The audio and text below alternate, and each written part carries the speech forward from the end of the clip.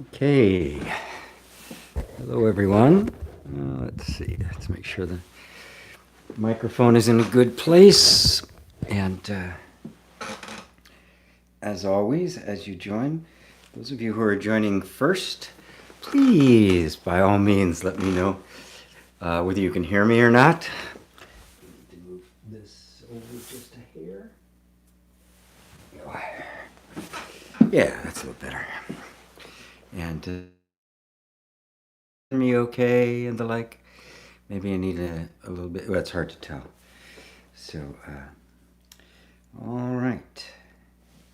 Let's check the sound. Make sure all is well. Oh, well, good. Excellent. Excellent. Excellent. Excellent. So, hear great. Hello, Tom. You can hear great. Wonderful. Well, it's that time again, isn't it? Time for some satsang, some communing, some companioning with your own indestructible, permanent, eternal, inner truth, the truth of you. And I didn't name this satsang because, well, frankly, I didn't know what it was going to be about until just now. But what we're doing in satsang, indeed, what we're doing totally in any kind of spiritual inquiry or spiritual pursuit, is to discover what's true. It's not to become something, right? Because you don't have to become what's true. What you are, you are. You don't have to make yourself into what you are. So real spirituality, real inquiry, is an inquiry into what is already true. What's always been true. What is the truth of your being? And then to companion with that truth. Get to know it. Become familiar with it. But this truth is not a head truth. This is not the kind of thing that you think about, that you ponder, that you create concepts and ideas and philosophies about.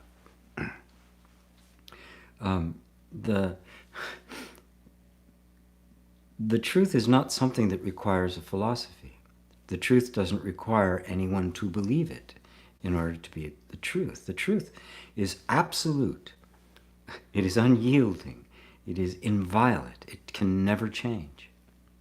No matter how hard people try to make something else true, it inevitably fails. So if you've been walking on the spiritual path with the idea that there's something you have to gain, then you're not really approaching it in the way that's going to yield the best results.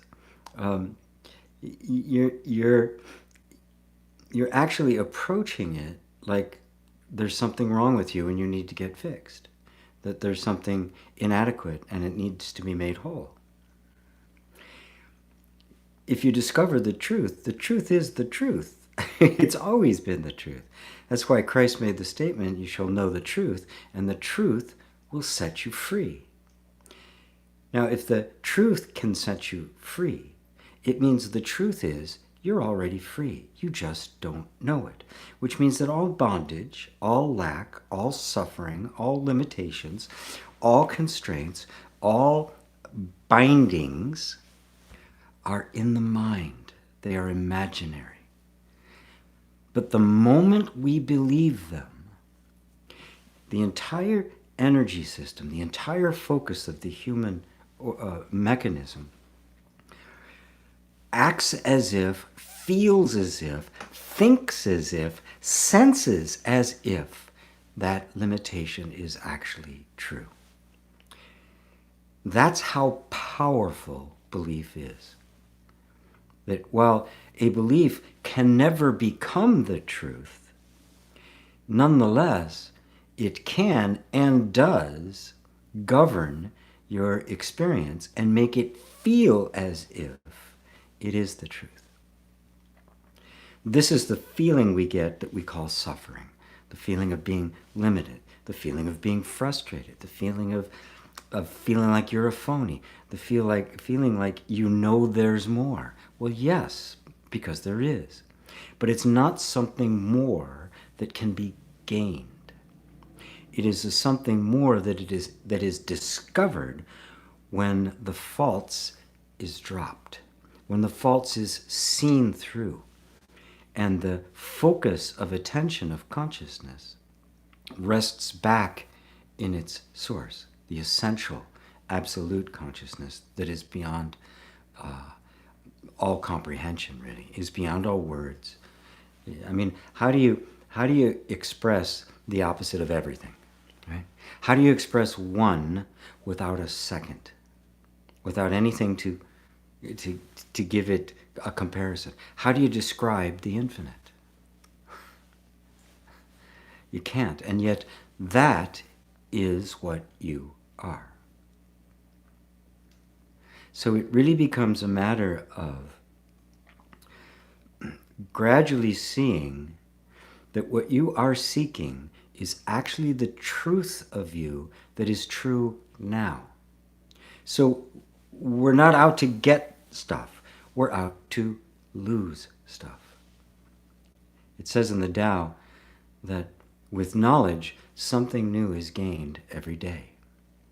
With the Tao, something is lost every day. You need not know who you are in order to be and manifest the truth of your being. Because I just said you can't know who you are. You cannot describe the infinite. You cannot have a concept of you. Your being is simply too big. It is too massive. You can't possibly fathom it. It is vast, beyond imagination. And yet, arising from it are all the ways in which we love to express it, like I'm doing right now, or through music and art and poetry, through kindness and compassion, through tenderness, through attentiveness, through being responsible, through taking care of what needs to be taken care of, being present for yourself, for your family, for others. I'm going to do a quick check here on my thing and make sure the screen is all the way down, because I want to make sure that I don't run out of battery. The battery was kind of low. I forgot to check it before Satsang started. I do have it plugged in, but it's really a drain when we're on YouTube. So anyway, just ponder that for a moment. You don't need to gain anything. I mean, that's the amazing fact of grace. And that's why it is grace. It isn't something you earn, acquire, achieve, attain. It is what you discover that has always been true about you. So, okay, Eva. Hello, Eva. Namaste. You are heard and seen well. Nice to be here. Paramjit. Hello, sir. Namaste to you too. Sarah Sands. Hi, G. Hi, Sarah. Love being with you. Sarah in France. Lovely, lovely. Chuck Ash. Chuck from South Florida. What's the difference between mind and awareness? Well, mind is nothing other than a word we have given to the flow of thought and the patterns that the flow of thought takes. In fact, I mean, thought and mind are one and the same. It's simply a word for the sum total of all thoughts. There's not a thing called a mind. Excuse me, there's not a thing that is a mind. There's no such thing as a mind. We often say, my mind is bothering me, or I wish I could stop my mind from thinking. You can't, because the mind is thinking. It's not that there's a thing that's thinking. Mind is simply another word for thought. And thinking is just the patterns of thought. That's all it is. We say, I'm thinking because, thoughts tend to repeat themselves and follow in patterns. Once you see that, you recognize that, I am watching the flow of thoughts. Well, what's watching them? There has to be something conscious that is aware of thoughts coming and going. And of course that, by its very nature, at least relative to the thoughts you're having, isn't coming and going. Because the coming and going is registering there. So something is essentially stable and unchanging, an unchanging background, if you will. That's awareness. It really is that simple. Mind is just one of the infinite number of things that awareness is aware of. And of course, awareness being all there is, it's actually an aspect of awareness. Because everything that appears in awareness must, by its very nature, be made of awareness. So the substance of experience is the awareness. There's not two here. There's not me, this aware presence, and the things out there somehow that I am aware of.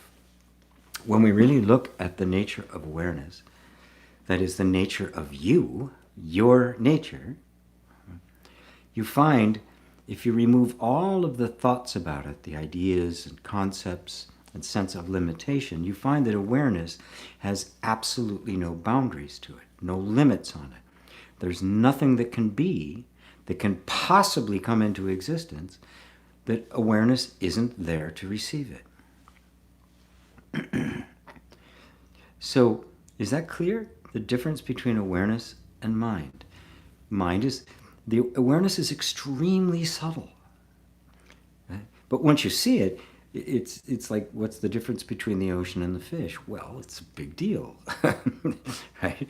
The ocean is much more permanent than the fish. The fish come and go, they stay, but you can't have one without the other. So awareness is this ocean of consciousness in which everything appears, to which everything appears, and out of which everything is made. That's how you can begin to approach the true depth of understanding of the spiritual pointer of oneness, which I'm doing a class on this week. Donation only. So those of you who may not be aware of that, I'm doing a live workshop called Oneness, the Journey to the Great Heart of Spirituality. And if you want to participate, it's a recommended donation of $50, but I'll take whatever amount you feel you can afford. And so just go to gpwalsh.com/one if you want to participate in that. So does that answer it for you? Where was he? Things just slipped by there very quick. Chuck, from South Florida. Does that answer it for you, Chuck? Chris Skills. Hello, Chris. Hey, GP. The saying, I or me is just a thought. So really there isn't such thing as I person or me person.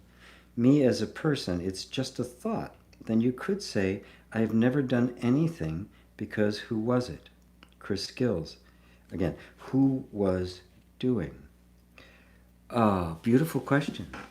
But let's not make it too intellectual. Let's make it experiential, right? When you look for a person, really look for the person. You say, I am unhappy. And you really dig down into that. And you find, first off, happiness is an idea, right? It's a thought that has a lot of narrative around it. What you're experiencing is some kind of an emotion or a sensation, right? Kind of a drooping energy, not a lot of enthusiasm, the energy is just kind of drooped in a particular way that we call sadness. Right? Now, if you just look at it, take the word sadness out of the picture, or unhappiness, Yeah, I said unhappiness. Take that out of the picture and just be with the sensation, the feeling of that unhappiness. Just the feeling of it. Now, there's no denial that that feeling is present, right? It's something that has arisen, and at some point it will dissolve, and there'll be a different emotion or sensation that you're having. It'll come and it'll go. Now, is there anything about that sensation that says to you, I am unhappy or I am sad? The sensation itself doesn't announce that, does it? It just appears. Then when that appears, there's the natural association that takes place. It triggers the mind. And the mind says, I recognize that feeling. It's unhappiness. I am unhappy. Now that's just a thought. If you take away the I am unhappy thought, and it's just you and the sensation, are you unhappy? Is that which is aware of the unhappiness actually unhappy? Or is it just an emotion passing through the system? Is it actually a characteristic of you? When you become really adept at this kind of inquiry, you begin to realize that that I is referring to a collection of ideas about who you are. And that every single one of those ideas, if you trace it to its root, you cannot actually find a person there. You can find a thought, you can find an emotion, or you can find a sensation. But you can't actually find a person. When you look, you can't find. Now, the mind has a hard time with this. Well, of course, there's got to be somebody there, right? Somebody's doing stuff. Somebody's feeling this. Well, yes, it is being felt. But is it being felt by a person, or is it being felt by consciousness? And is consciousness a person? Or is consciousness simply that which is conscious of whatever comes and goes? So you see the idea of I am unhappy, it isn't in the sensation, and it isn't in consciousness. So it's just a thought that has arisen. And if you don't partake of it, if you just see it as just a thought, and don't latch onto it, don't go along with its story about why it's there, and, oh, this is terrible, how can I get out of this state, and what can I do, and I need to be distracted, or they shouldn't have done that, it makes me unhappy. Put all of that aside and just be present, and you will watch how fast that sense of unhappiness just dissipates, because there's nothing left to sustain it. Because there really isn't a person. There's just a thought that says, I am unhappy. I have done something. I am really good. I really suck. All of those are just thoughts appearing in front of completely neutral, untouched awareness. You just have to keep probing it. The idea that there is a person that is receiving all of this and suffering exists only as an idea in the mind. But believed, it appears to be an absolute reality. It appears to be totally valid. But it only appears that way when you believe yourself to be the person. And of course, the roots of that are the body. I am this body. That's where it starts. That is the very first sense of identification that takes place. The moment, as a young child, there's a sense of separation, where the environment is no longer as completely friendly and cooperative and bowing to your every need as it used to be. And suddenly, there's this sense of conflict. There's a sense of me and other. And immediately, when there's a sense of separation, the need of the nervous system is to identify itself. What am I? Voomp, and it immediately attaches to the body. Even though the body is just an experience that consciousness the consciousness is having. That's how it works, folks. That's the whole thing from beginning to end. And if you just probe, you see, my God, there's nobody there. It is completely an illusion. The person is an illusion. It is an idea projected on experience, but it's not actually in the experience. You're not actually even experiencing a person or a separate self. You're experiencing life as it is, but it's just being seen through the lens of imagining yourself to be a separate, isolated, confined, imprisoned person. There is no person. There's only consciousness. And consciousness cannot be contained in any person. What we call the person is nothing but a collection of qualities, a collection of particular patterns of thought, patterns of reaction, patterns of sensation, memories, associations, and a big story to try to hold the whole thing together. It doesn't exist. You do, but it doesn't. Life does, but the person doesn't. Does that answer it for you, Chris? I hope so. Let's see. Barbara says hi from Sweden. Hi, Barbara. Good to see you. I'm going to take a sip of my my almond milk mocha with coconut oil. Hello, all. This is Ursula from Portugal. Hello, Ursa. Please like and share. By the way, it's wonderful to be promoted. Josh. Hello, Josh. Hi, Ursula. Hello, all. Josh from New Mexico. Oh, whereabouts in New Mexico? Josh, I love it. Love it down there. I've only spent some time there once, but boy, did I have a great time. Dave and Elaine. Hi, GP. Good to see you. Love and blessings from Southeast England. Wonderful. Excellent. Tabby 1975. Hello, Tabby. Old message, sir. Please come up with some technique for realization. The observer has been observed, and which can't be observed is you. Constant is you. Yes.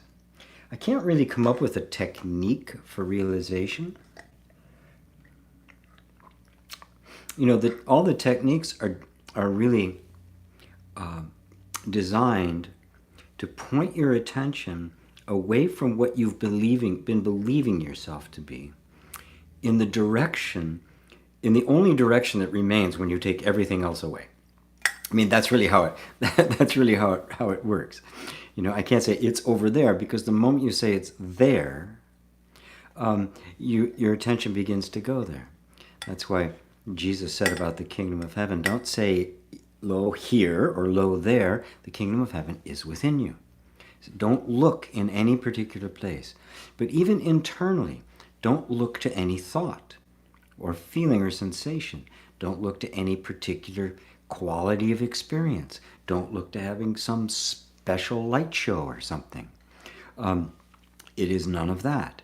If it can be experienced, it is phenomenal, which means it's not you. It's not the reality, because the reality isn't phenomenal. Reality is the only nomina. It is the only nomenon. It is the only nomenon. It is the only absolute. It is the only unchanging. So anything that changes, however wonderful it might be, can't be it. So you simply withdraw your attention from the changeful, and put it on the highest thing you can see that it is not changing, and that's simply your own awareness. And then you notice it just gets deeper and deeper and deeper as you begin to realize that the thoughts that you have about yourself are phenomenal. Even the thought of yourself as trying to become a self-realized being is phenomenal. That too is being experienced. It comes and it goes. But what doesn't come and go is the realized being. So realization even cannot be a moment in time. It cannot have a beginning, because then it will have an end. It must be timeless. So we are simply dropping everything that's in time. That's it. That's all you have to do. And the rest will take care of itself. Realization will just happen. You cannot make it happen. It's not the result of a process. It's not the result of anything. It's what is. Yes, there is the experience of it, and multiple times over your lifetime.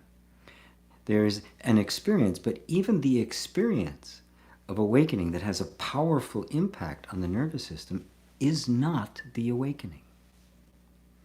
It is the experience of it. It too is phenomenal. So the ultimate, the absolute, is this realization that it's never been anything else but. And then the sense of I is no longer engaged with the phenomena. The phenomena is still there, but there's no person there anymore. There's just the phenomena and the awareness of the phenomena. And then you can be much more loving and compassionate and embracing of the phenomena because it's nothing other than yourself. Remember, 1 equals 1. There's only one. So there can't be you, the seeker, trying to get self-realized, and a self that gets realized. That would be two. You can't have two. The one who is seeking is the realization. And you eventually see that even the seeker, as good as it is and as essential as it is a phenomena being experienced by that which does not need to be sought. Does that answer it for you, Tabby? Inner Aesthetics Coaching, good afternoon. Good afternoon to you.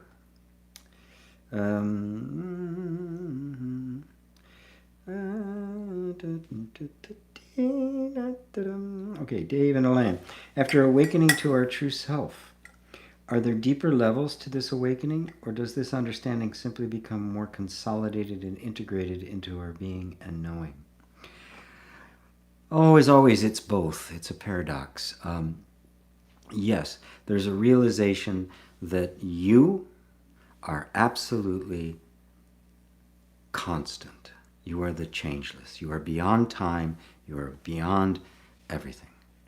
You are beyond the beyond. It's impossible to put it into words. Yet at the same time, the manifestation of that, which is infinite in nature, is constantly unfolding. So there's the experience of an ever-deepening well, an ever-deepening, ever-refining progress, evolution that's taken place. You know, there was a time when my music, I thought I just reached the pinnacle, and then within a month, some new vista had opened up. Did that mean that I really wasn't competent, or that what I produced at the time before that was not art or not perfect? No, it just means that it is forever unfolding. You, the reality of you, is forever unfolding, yet remaining changeless. And this is the great mystery. How are you complete and continuing at the same time? Well, once you step outside of time, it becomes quite natural. When you don't see things as flowing in time, that there's simply this perpetually unfolding lotus, but the roots of the lotus are in that which is changeless, timeless, indescribable, permanent, eternal, the I amness. And so it's both. What's missing is the sense of someone progressing, right? Which means goals gone, purpose gone, right? It's not purposelessness or goallessness. It's just that everything now isn't a means to an end. Everything is flowing from the end state. You're not getting to an end state. You are the alpha and the omega, the beginning and the end state, and everything is arising out of it. And so the timeless gives rise to time and every event that's within it. But you are the timeless out of which it's arising. It's not that there's you and then there's this timeless state. That would be two again. There's only one of us. And so the timeless isn't even a state. The timeless is being, simply being. Isness, suchness. And so there is a sense of constant expansion and growth.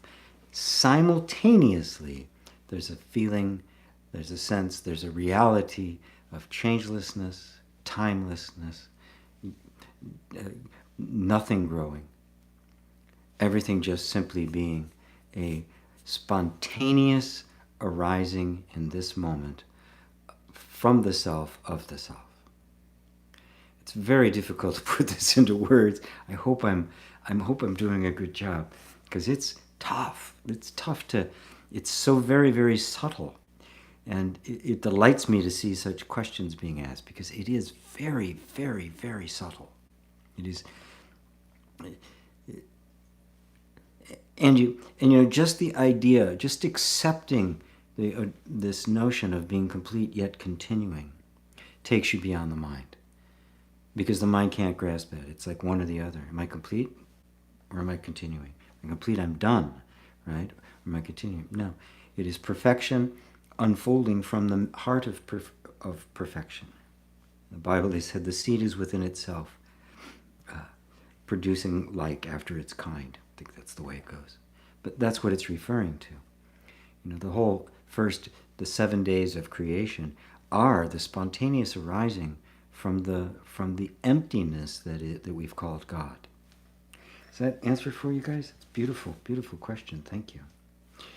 Sir, Tabby says, are you implying not to use your patterns of thought to solve your daily problems? This cognitive ability is quite useful. Nope, I never said that. Of course you have to use them. Of course you have to use them.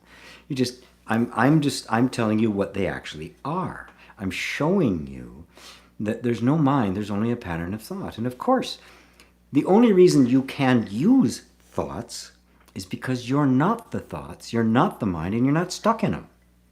If you were stuck in them, you couldn't use them, you couldn't change them, you couldn't adjust them, you couldn't do anything to them. The very fact that you can means that you are standing over here and you are working with the thoughts. So consciousness is not thoughts. Consciousness is prior to and superior to thoughts.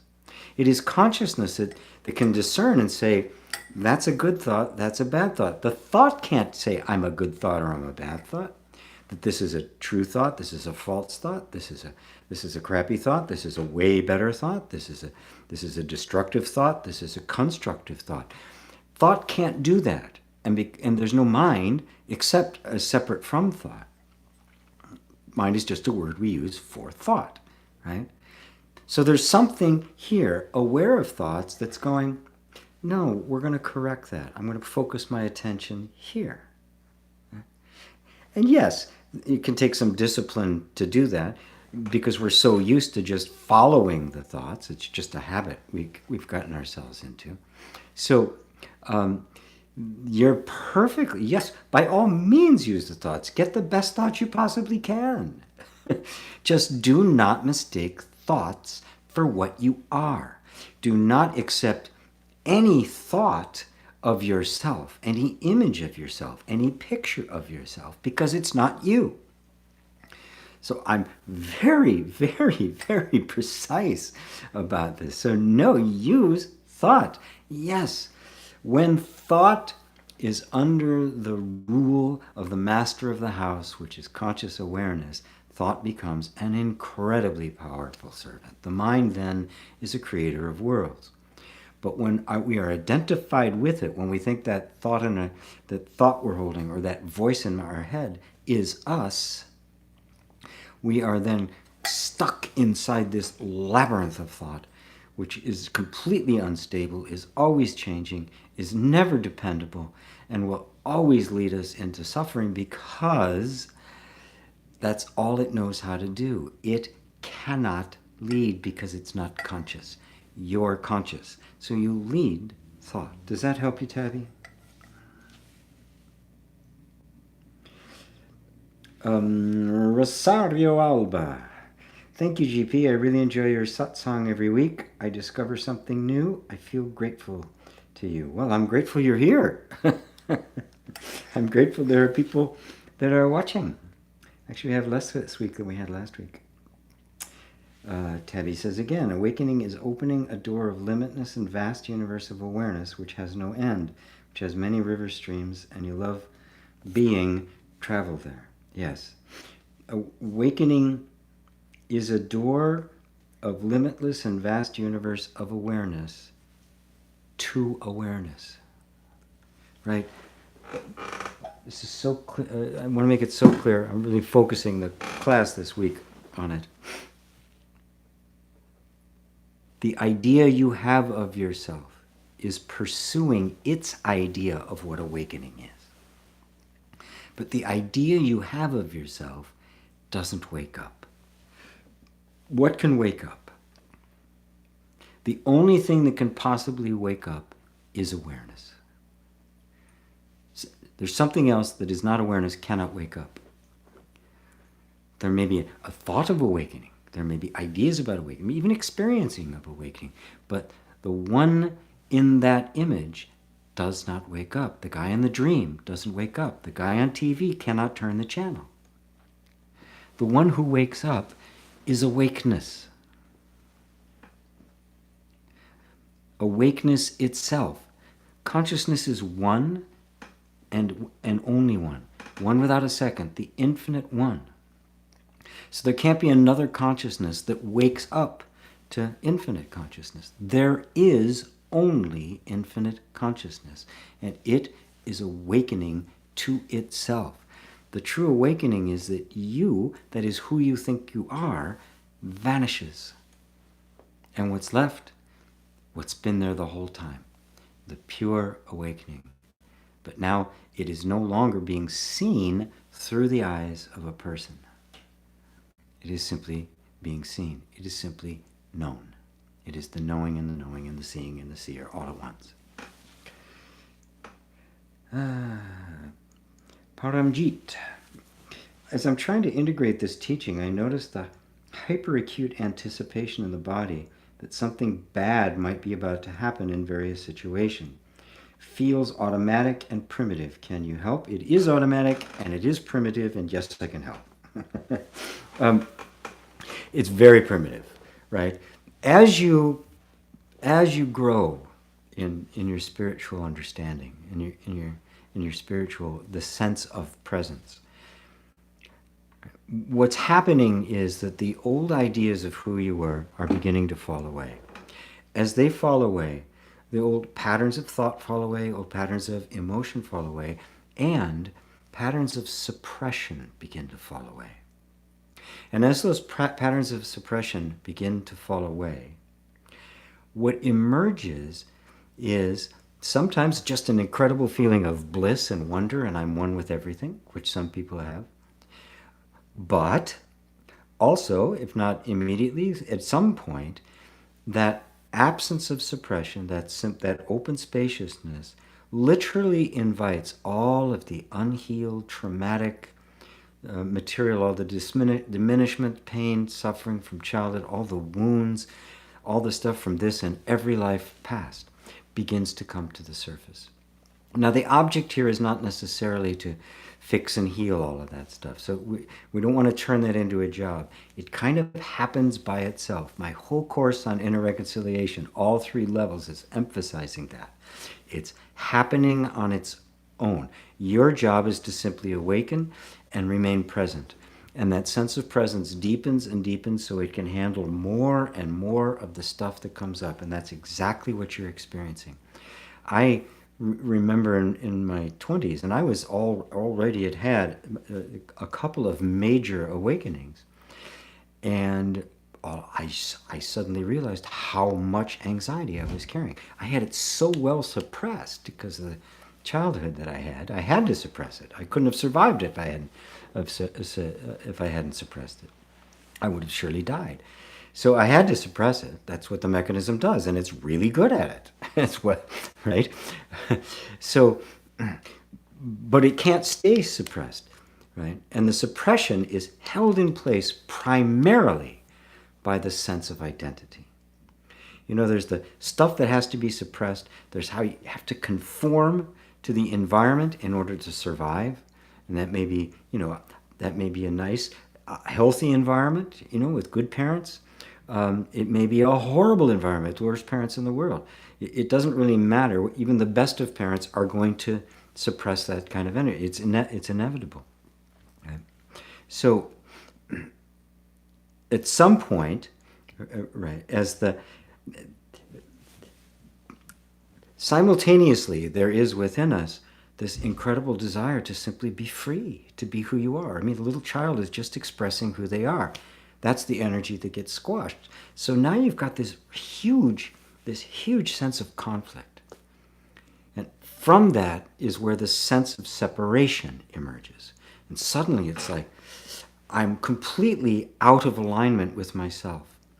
It is such an unstable state, and it's so batshit crazy that if something didn't enter into the scene to stabilize it, none of us would make it to kindergarten. The thing that arises that begins to stable it is the sense of me, the sense of a self, the sense of being a person. I'm this, so I'm not like that, I'm like this. I'm a good boy, I'm a good girl, I do the right thing. I'm always doing what mommy or daddy wants me to do, right? And so now this conflict, which is just tearing you apart, is suddenly stabilized. It's okay, something's holding it in place. Well, what happens later? 10 years, 20 years, 30 years, 40 years later, when all of a sudden you're beginning to realize that this image you have of yourself is not you, what's going to happen? It's been holding this in place. So all of a sudden, stuff's going to start coming to the surface. For me, I'd have anxiety attacks out of nowhere. I'd have all sorts of crazy stuff would start happening. I didn't know it at the time. I mean, I didn't know any of the things that I'm telling you. I just had a deep awakening experience, and then trying to live as a completely dysfunctional human being. I had no idea of this stuff. Remember, this is very, very early on. Course in Miracles hadn't been written. There were no self-help books. People weren't talking like this. People didn't understand that. People didn't understand neuroplasticity. They didn't understand how consciousness influenced. The idea of mind influencing matter was just kind of off in a few obscure New Thought areas. It certainly wasn't mainstream. So I was completely taken aback when this stuff started coming up, and I thought, I must be doing something wrong. I'm not being disciplined enough. I'm not depriving myself enough. I'm not being ascetic enough. And so I lived like a monk, for crying out loud, until I realized that eventually it started to become clear. So this is perfectly natural. Yeah, you're going to have stuff come up. Now, believe me, it's only coming up because you're ready for it to come up. You've grown in grace and in wisdom that you can be with it. Now, when it first starts to come up, you're going to go, oh my God, this feeling, I want to get rid of this feeling. Don't. Say, this is exactly what's supposed to happen. I don't need to get rid of it. I just need to give it space. It knows what to do. It'll take care of the rest. And that's really how I work with it. Some things are a little bit more sticky, so we can inquire into it. We can use EFT and tap on it to help release it, right? To help the energy flow more. But it is inevitable that it's going to happen. And the most important part, the thing that I emphasize over and over and over again in inner reconciliation, is that you're not broken. There's nothing wrong. This is exactly what's supposed to happen. Our job is to be able to allow it to happen. To not get into a fight with ourselves, to not contribute to the conflict, but create a space in which this conflict, which has been raging in here your whole life, can finally resolve itself, and the two become one. And oneness become reflected in these two powerful energies within us, the drive for freedom and the drive for safety. So I hope that answers it for you, Paramjit. Johanna, where'd you go? There it is. Enjoy your EFT introduction videos. now feeling very restless and discontent. Is that normal? Thanks. Are you feeling it? Then it's normal. Notice how the mind wants to say, oh, I shouldn't be feeling this. You're feeling it. That's normal. What you feel is normal. Don't let the mind say, I should be feeling something else. Because what that does is create the conflict. You say, oh, this is normal. It's okay that I feel this. Boom, there's no conflict. You are open. You are spacious. You are safe. You are now a healing influence. You are a benevolent presence.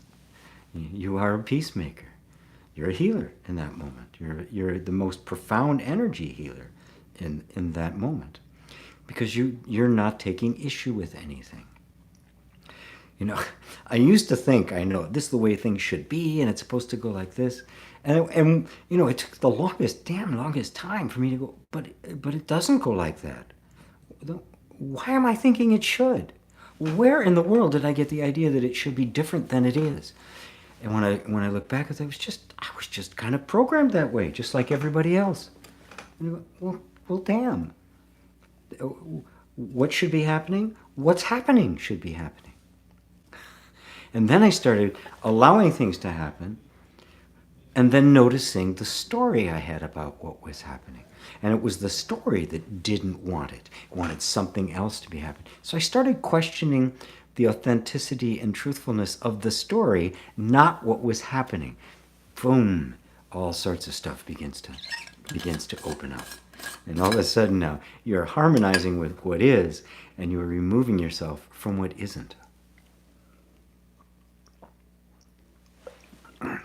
That, by the way, is the power of now. What's here? This. Then there's an objection to it. Well, what's the objection? You look really close and you find the objection is always some kind of story, kind of attachment or aversion. And yet, if you just are with what's here, you find this wonderful spaciousness opens up. Thank you, Joanna. Very beautiful. James says, hello, GP. I hope that you and everyone in the chat is doing well today. I am. I'm feeling very, very, very open today. Yeah. Feeling very happy to be here. Yeah, with you guys. John M. When you make the distinction between consciousness alone versus the person, body, mind, I have extreme thoughts of not wanting to lose the body or have the body, mind die.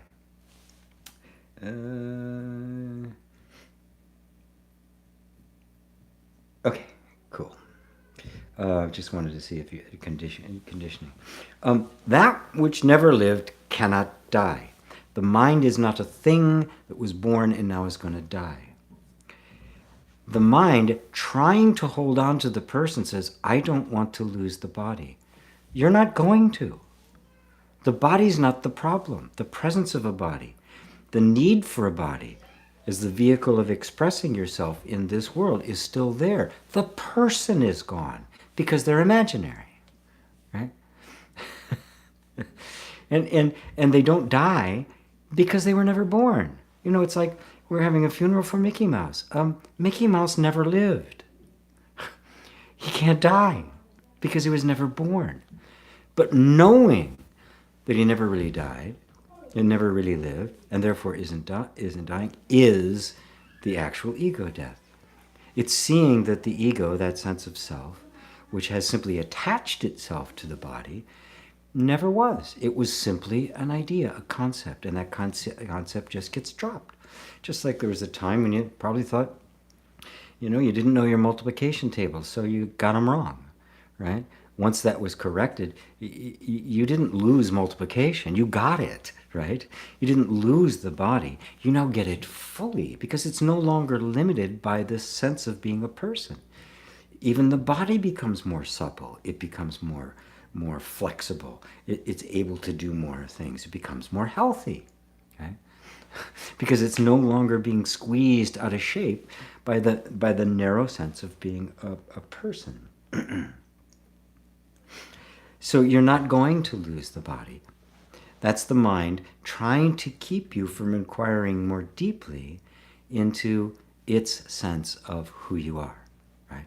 Now remember, there's a reason it's doing that. It's not antagonistic. It's simply the pattern of thoughts. Remember, the mind's not a thing that's fighting you. It's simply a pattern of thoughts. What are the pattern of thoughts? The pattern of the thoughts are the sense of identity, whose job it is to keep these two at bay, is to keep the inner conflict, the essential inner conflict to feel like your separate self, stabilized. And so you're literally threatening that with dropping that sense of identity. So the mind's kind of go, oh, no, no, no. Matter of fact, included, do anything, throw a stone in the bush to get you, to distract you away from looking deeply into, well, what's actually here. Because the mind's simply afraid that if this drops, this conflict is going to kill it. Which, of course, at one time it would have. But it won't now. But that energy is still there. Right? So you're not going to lose anything, right? It's the snake and the rope story, right? You mistake if you see the people who saw thought they saw a snake in the early morning hours and went to kill it and realized it was just a rope. There was no snake. That's what happens. Does that mean there's no rope? No, there's a rope. Does it mean there's no body? Yes, there's a body.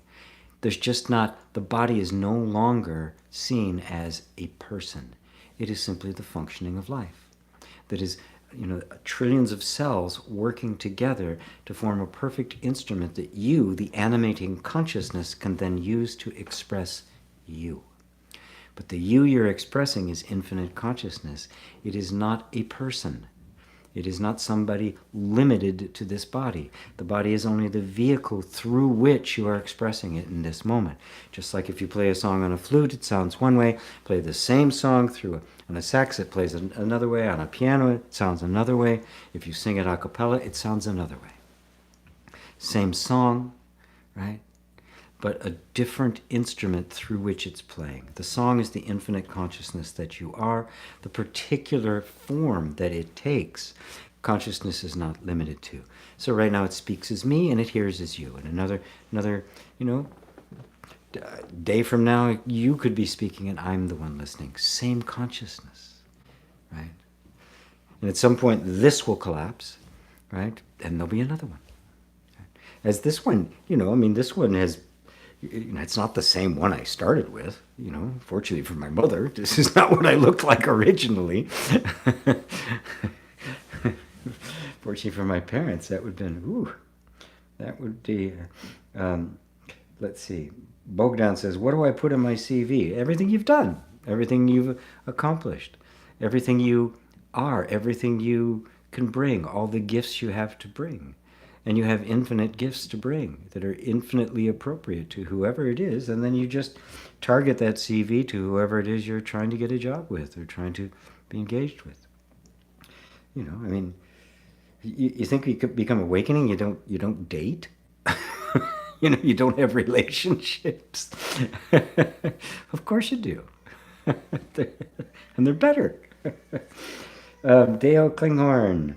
Hey GP, just want to say thanks for replying to my question last week about the physical conditions from UK. You're very welcome, Dale. Wonderful. Monica Salsi. Dear GP, I'm confused about the need for a work of emotional transformation indicated by many non-dual teachers as necessary to recognize the truth, our true non-personal reality. Thank you. No need to be confused.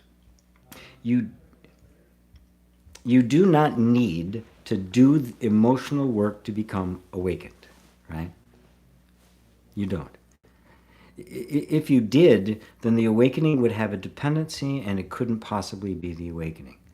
There can be no criteria, no prerequisites, no process, nothing to cause awakening, right? So put that out in your mind. You don't have to do anything. There's been people who have spontaneously woken up. I think I mentioned that movie, the Dama brothers, that, hardened criminals, violent criminals, just sat in meditation for 10 days and completely transformed, right? The energy transformed them. The energy of awakening will transform you. Now, I do find that it is that people carry a lot of emotional baggage. And I am not somebody who just wants to just cram non-dual teaching down you. There's nobody there, don't worry, it doesn't matter. There's no such thing as emotion, there's no such thing as a person. In the midst of obvious and felt emotional, psychological, maybe even physical suffering, it would be cruel to do that.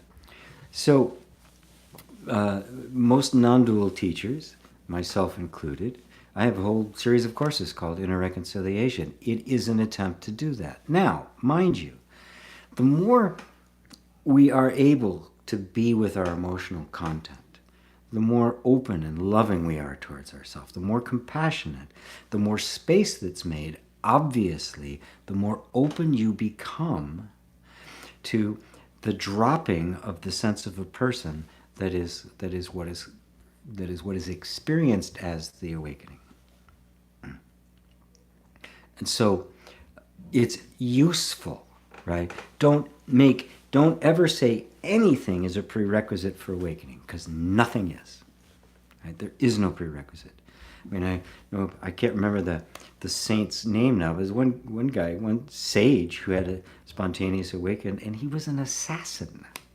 He's living killing people. I mean, God knows how many people he had killed, and spontaneously out of nowhere. If there's an open door, if there's a crack in the door, the truth will stick its foot in there and try to weasel its way in to get to you, because it's the truth. You can't lose it. So I've just found ways over the years to both precisely point people towards the ultimate non-dual truth, while simultaneously helping them to become energetically more open and spacious, emotionally more free and happy. But the ultimate happiness comes with awakening. It isn't just an emotional condition, but it helps. Any flower you want to grow, the better you treat the garden, the more likely it's going to grow. But there's nothing you can do. You can take care of the garden, but you're not the one who makes that plant grow. That's the nature of it itself. You can't make awakening happen. It's the nature of awakening itself. But you can certainly do a lot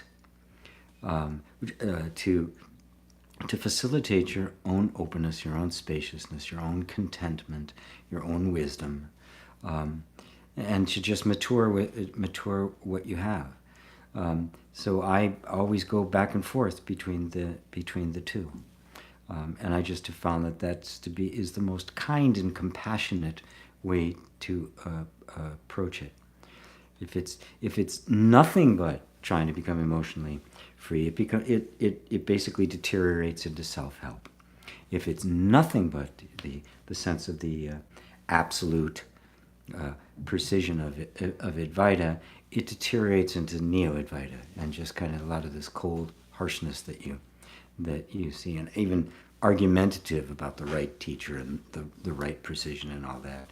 You need to have both. It is a flow. And of course, who is it that witnesses the flow between the opposites? That which is beyond even the opposites. That which is beyond the absolute and the relative. Which is why it can flow, because nothing is holding it in place. And that's really, the emphasis is on just emotional or spiritual growth towards awakening and emotional happiness, right? Just freeing yourself from the traumas and the wounds and all the pains that aren't needed anymore. And for some, that's enough. For others, they go, I want more. So I have 3 levels of inner reconciliation. It's only the 3rd level where I actually go deeply into the nature of perception, and it is a non-dual course, but the first 2 are not. The first 2 are more focused on energy healing and coming to terms with a lot of stuff. You use the model of the chakras and things like that. So, and so far I've seen no need to change that, and I'm so content I haven't even changed that course in a year, which is really unusual for me. Usually, you said, "Nah, no good. I gotta redo it." I'm actually fine with it. I'm sure I'll have to redo it again at some point. So I hope that answers you. Monica. I hope that clarifies it. Um, John M., I really appreciate the naturalness you put into the answer. Thank you, GP. You're more than welcome. Do you host events or have in-person stuff? Just curious. One love, Bob Marley. I have. I've done a retreat. I did it at the Krishnamurti Education Center in Canada. We're going to do another one. It's probably not going to be till next year. I want to do live events. The problem is I've just not been able to get enough people together to be able to afford it. Because if you're doing a live event, there's a lot of upfront costs. You have to find a place. You have to put a deposit on it and usually pay for the space in advance, and it's really hard to do until you know how many people are actually going to show. Getting the accommodations, planning events is not an easy undertaking. One of the ways I've thought about it is maybe just if anybody in your local area thinks you can gather enough people and we can charge enough to at least cover my expenses, I'm more than happy to come and do a live event. Another thing I can do for those of you who might be in some kind of meetup groups, she might even be here now, some of the people from that. There's a non-duality meetup group in Adelaide, Australia. And a couple of times now, I've gotten on Zoom with them. I've hosted a Zoom meeting, and they invited me to do a live satsang with them, and I did. And I've done a couple of them, and actually going to do another one in August. So that's another way I can do things to interact directly with people more. Although it is my deepest desire to be doing 3-day, maybe even longer, total immersion retreats. So anybody out there who's an event planner who can help me organize these things in various places, I know that there are some people who would travel to come to a retreat. I know I would, and so maybe it's doable. So anybody who wants to help with that, to kind of help me put it together on any level. Maybe just something at somebody's house, a meetup group, anything. I'm totally down with it. I love it. Yeah, I love it. I love live better than anything, actually. It's just not particularly my skill for organizing things. So, David, John M. Oh, that was John. Okay, very good. John M. says, I wish they had a thumbs up button on the comments. I've enjoyed many of the comments above. Yeah, wouldn't that be great? They do. They don't on the live chat. They do on the videos I put up there, and somebody makes a comment. People can do a thumbs up on it. They can do a like on that. David says, hi, GP. There are many different practices for inner work. Reversing our projections, meditation, EFT, etc. If you had to choose one, which approach do you think is most central, if there is one? Well, David, if I had to choose one, it would be meditation. Fortunately, I don't. And so I use a bunch of different ones. A thing called flipping the script. I use a thing called teleportation to help trigger resistance within the system and actually help people come to a sense of having a vision for their lives. I use EFT, obviously. I even teach it. So it's kind of a combination of things, because you're never know when you're gonna need to pull out of the toolbox in any given moment. Especially if you want to do this as a coach or a teacher. But I think probably the most time-honored one would be meditation, if it's done correctly. The problem is in the West, it's very rarely done correctly. It's done mostly as a stress relief and the like, which is fine. I mean, it's not like it's wrong, but meditation needs to be an inner inquiry where you are simply the witness to whatever is happening. And so the meditation and inquiry begin to dovetail. I mean, the inquiry happens in a meditative state. You are simply aware of being aware. You're aware of your thoughts, you're aware of sensations, you're aware of feelings, right? Then that's meditation. That's it. That's all there is to it. It's not something special. It doesn't matter what particular sensations you're having. It doesn't matter whether your mind is really noisy, has gone quiet. It doesn't matter as long as you are observing it. And then from here, that deeper inquiry into, well, what is it that's actually aware? What is it that's meditating? Since I am aware of thought, emotion, and sensation, I am not thought, emotion, and sensation. Therefore, what am I? And that question in meditation sinks more increasingly deeply until finally the self simply realizes itself. And it really works like that. But the habit energy of becoming the seeker, of looking for some kind of result, of actively engaging with the thoughts, of having a goal for, having a quiet mind or relieving stress or manifesting something. Nothing wrong with all of those, but they're not the deepest meditation. That other levels, why I use EFT and visual and some other things, but it's really just to help clear away the clutter so that you can get into the deepest meditation, which is simply the deep awareness of your own self, of that which is aware, and realizing that that which is aware is you. And so you, awareness, same thing. Does that answer it for you? Good boy. Okay. David and Anne, many thanks, GP, for your answer to our question. Very clear and illuminating as usual. As usual. It surprises me as much as it surprises you. Early on in my life, I was not a candidate for sitting in the teacher chair. Yeah, I didn't spot the juvenile delinquent as the gangsta guru, a dear friend of mine calls me. Patang, I think you're in Israel, right? Patang, if I remember correctly. I noticed that I stopped being surprised by the events around me. Some interpret this as indifference. Right, they're going to want to do that because they're going to want to get you back into a reactive mode to suffer with them, right? Yeah. Hey, misery loves company, right? But the truth is that everything seems quite predictable to me. What happens is what happens. Yep, that's it. What happens is what happens.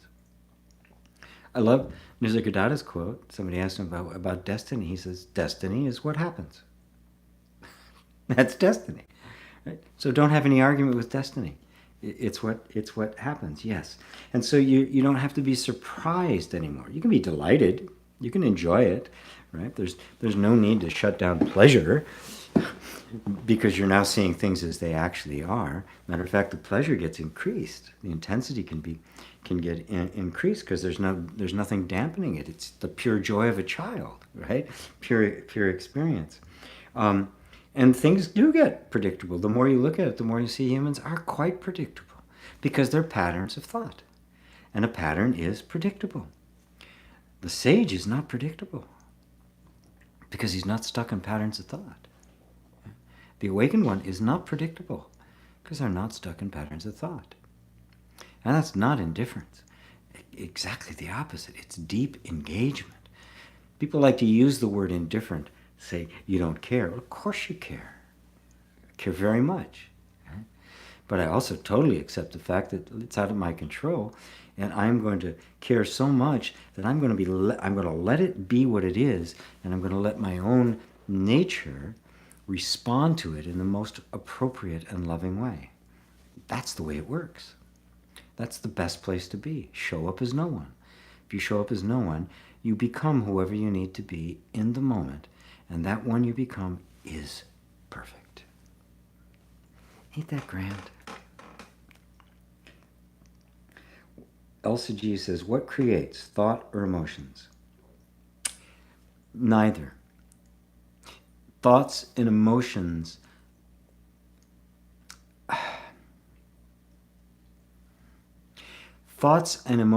themselves are created, right?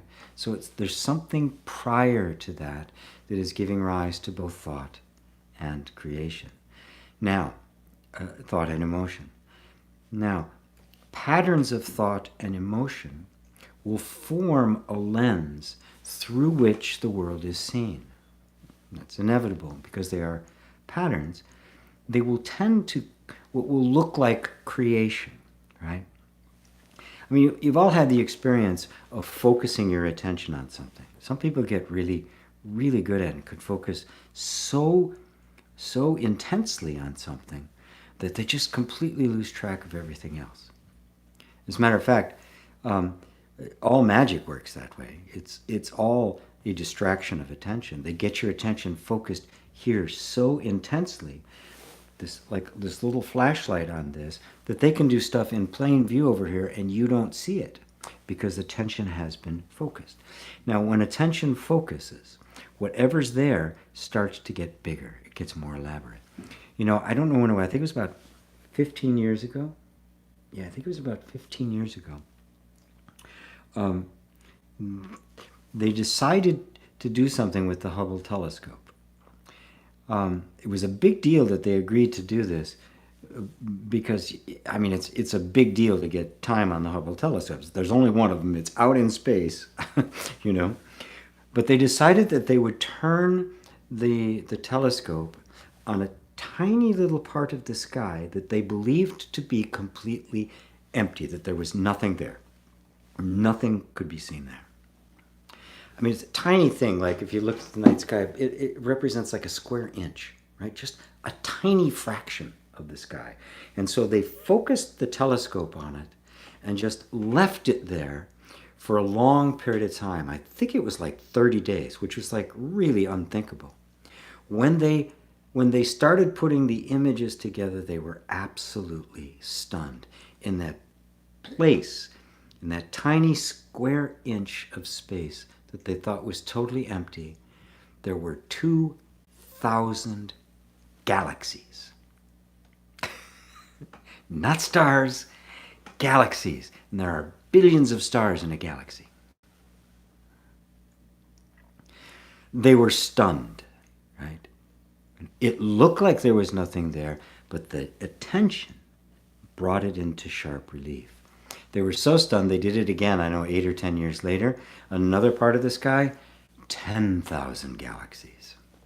Where we focus on tends to amplify it. So it is a focus of attention that quite literally creates a world. It brings out of the realm of just pure empty potential whatever the potential is. It starts to come into sharp relief.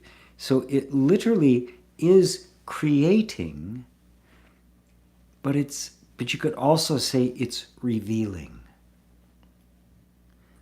So it's neither thought nor emotion really that's doing it, it's attention. Because thought and emotion themselves are created, right? They're coming from someplace else.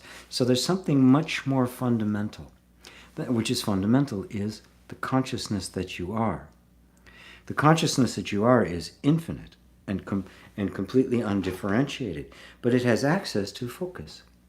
And when it focuses, a world gets created, a universe gets created, galaxies get created. Does that answer your question, Elsa? Patang, hello GP. Hello Patang. Didn't I just ever, oh yeah, okay, cool. Ducks, hey Ducks, how are you? Hey GP, I know that I know. Good. Also, I know that I know that I know. Good. This goes on in a fractal matter. It's circular logic so pointless, only because there's no I in the first place. Yeah. I know that I know. Just stop there. You don't need to go any further. Yes, the mind can take that and turn that into an infinite regression. right? A fractal looping back on itself. I know that I know that I know that I know, right? There's a point at which it stops, right? There's a place of simply knowing, and that which knows that it knows is the knowing. So there's not something knowing something else. That's the way the mind wants to see it. Others know it. Oh, then there's I know that I'm knowing. And then I know that I know that I'm knowing. It just keeps creating another I. Right? That is the I, right? Which is simply knowing itself, non-phenomenally. It does not know itself as an object. It knows itself as itself. It sees itself through the seeing. It knows its own seeing. You know your own seeing. So your knowing and the knower are one and the same. It stops there. Really. Probe it. From experience, you'll know that, oh, it isn't infinitely regressive. This is it. This is the absolute. This is the buck stops here. There isn't any further to go. There's no great frontier beyond that. This is it. My simple, constant, effortless sense of existence. And there's not me here having a sense of existence. There's only the sense of existence. No I. Or you could say it is the I. There's simply the sense, that knowing and knowing that I know. That knowing and the known and the knower are all one. That's the best way I can explain it. I hope that's satisfactory to you. Isabella. Hello, Isabella. Hi, G. Isabella is one of my certified facilitators in inner reconciliation and a marvelous meditation teacher on her own. Hi, G. According to some, the AI, artificial intelligence, will get to a point of sophistication that it will become conscious. Do you believe it? I don't. Greetings. Well, I know that it will get to a point of sophistication that we won't be able to tell. But here's the deal. It's not that important to know. This body, see, that idea that artificial intelligence will become self-aware, will become sentient, is based on the idea that sentience or consciousness is a product of the complexity of matter. They believe that this body is conscious, self-aware. And if that's true, then it is absolutely possible, absolutely likely, that artificial life forms will become self-aware. The problem with the whole line of reasoning is the body is not self-aware. The body is not sentient. Consciousness is not a product of material forms. Consciousness is self-existent. It is animating the body. It is not produced by the body. And so we are actually animating machines by giving it various kinds of characteristics. Consciousness is doing that. Nothing in the universe has consciousness. Consciousness has everything in the universe. Consciousness is the one, without a second. So it's not going to give rise to consciousness. Consciousness will give rise to it. And it may act, smell, walk like a duck, talk like a duck, smell like a duck, just like the body does. But the body isn't sentient. You're not in your body. Your body is in you. You are experiencing through the body. You are expressing through the body. But the way you would express yourself in a song, right? It doesn't contain you. It doesn't limit you. It doesn't inhibit you in any way. Does that help? Yeah. Does that help you, Isabel? The robotics will become so lifelike that we won't be able to tell. Because we naturally project the sense of animation, the sense of aliveness, the sense of beingness, the sense of selfness on everything. We projected it on the body and then identified with it. But it's a projection of selfness on a form. So So I project selfness, a sense of beingness on this and on this. It is beingness. Beingness is animating it. Beingness created it. It's a manifestation of beingness. It doesn't have beingness. It is beingness. So the invisible being made known as the visible, but a unified singularity. Wow, you guys are asking really wonderful questions today.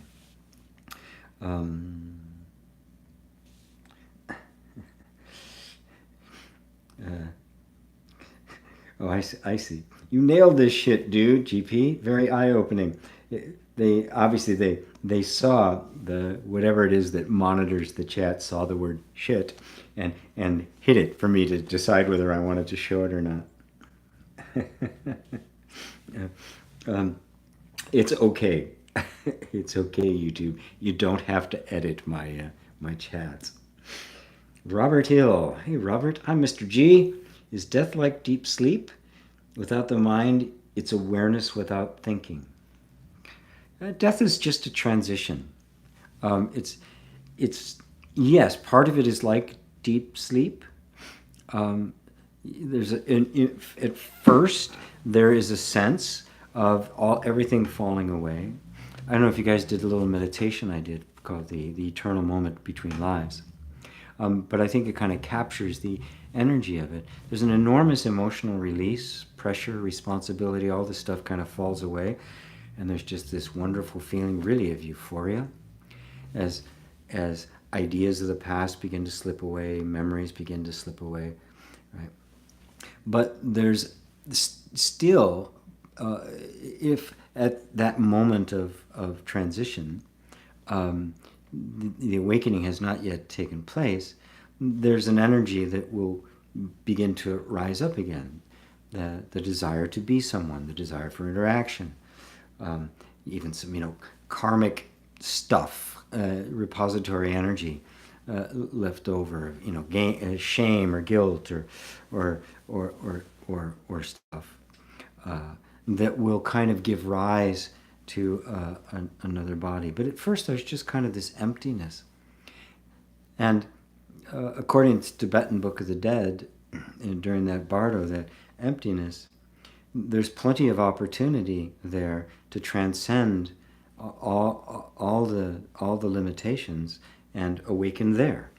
As a matter of fact, while they're in the bardo, there's actually a monk in the Tibetan tradition. While somebody's, after somebody has died, there's a monk with them for the 49 days. I take turns speaking to them, helping them. Now you're at this point in the bardo. This is what's happening. This is what you can do. Inviting them into awakening, constantly inviting them to awakening. Is it that precisely mapped? I don't know. I have to go there and find out. But it is not like deep sleep in that you never wake up from. There is a sense of deep sleep. And of course, in deep sleep, you are in total bliss. It's not emotional high. It's just peace, utter stillness. Why? There's no thought, there's emotion, there's no sensation. There's no you. There's no thoughts of you. There's no idea. There's no conflict. There's no nothing. It is absolutely peaceful. Which is why we can go, God, I slept great. That was a great sleep. What does that mean? It means I was gone. All of this stuff was gone, right? And that's the initial experience of what we call death, which isn't death at all. It's simply this phase of the dream just starts to fade out. It is like going into sleep, and this all just kind of vanishes. But then it starts to reappear again. So is that answer for you? All right. Message is held for review. Let me show it. Does the double slit test basically prove that without awareness, reality is a quantum realm? The double slit test, those of you are familiar with that. It was a test they did that kind of revealed the weird behavior of matter, or of the energy that would, one instance show up as a wave, another instance show up as a light, as a particle. I don't remember exactly what the substance was. And it seemed to be responding to the expectation or needs of the observer. So there became the sense of an interdependency, of a what are they, quantum entanglement, I think they call it, right? This sense, and the quantum guys really got it. That particular aspect of quantum later just kind of fell away as it became increasingly materialistic. But the people who developed really just could no longer just, I mean, there was one thing and another. There was just this intertwined relationship that could not possibly be denied, which made it extremely mysterious, as it is. The approach of the non-dual approach is that both the observing of the phenomena, and the experiencing of it are all taking place in awareness. That awareness is the background. And so now awareness is experiencing somebody, experiencing the total mystery and ambiguity of the universe. And it's only a mystery because we think the universe is functioning in a certain way, rather than the universe is nothing but our thoughts. And whatever we believe them to be, it will be. It is not something objective that we can measure and gain and write down and say, that's what it is.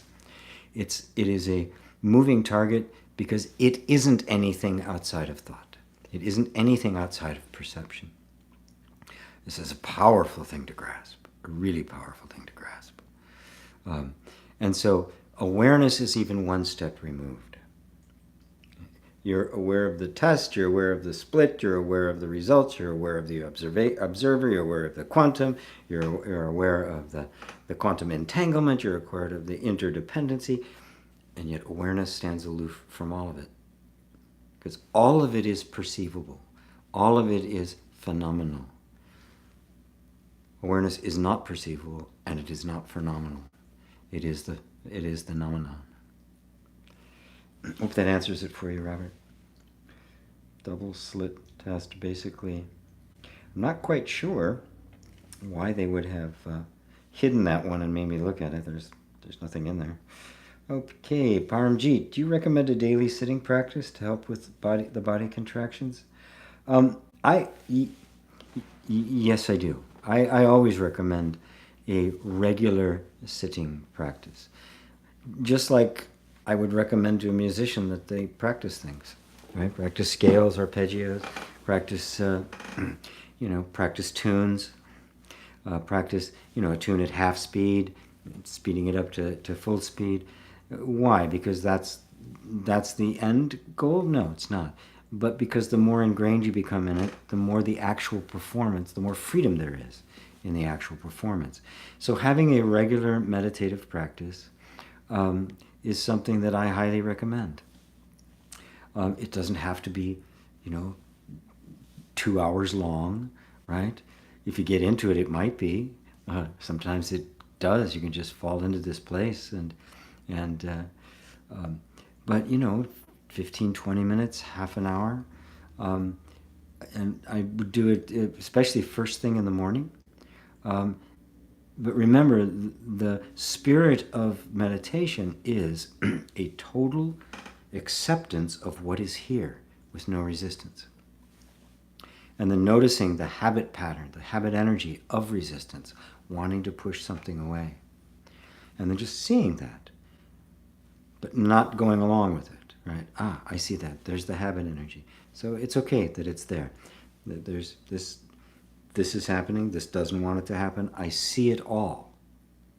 Right? I'm not even trying to make the resistance go away. The very fact that I allow it to be there is the antidote to resistance. You have withdrawn from the resistance and gone into this place that I like to call the peacemaker, where you no longer have any argument with whatever is present. And you are just simply being present. And when you're doing that, you can realize that you are not someone being present. You are pure awareness, because that is the nature of pure awareness. It has no preference, it has no resistance, does not Even resistance is allowed to appear to awareness. Obviously, it does. If it wasn't awareness, there'd be no resistance, right?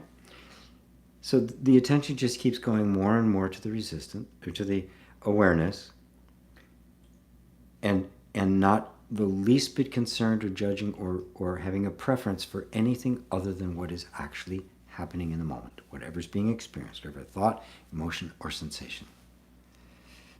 And then you realize that that is awareness. That is the Buddha. Awareness is not something you attained. You're doing it. You are it. The Buddha is not something that you become. You're it. It is the Buddha meditating. It is pure awareness meditating. Because pure awareness is all there is. The Buddha is all there is. That's all there's ever been meditating. But the thought that there was a you trying to seek something, needing to get something, some end goal of that, well, that too is just appearing in front of awareness. You've always been nothing but the pure awareness. Is this becoming clear, folks? I'm trying to say it as succinctly as I possibly can.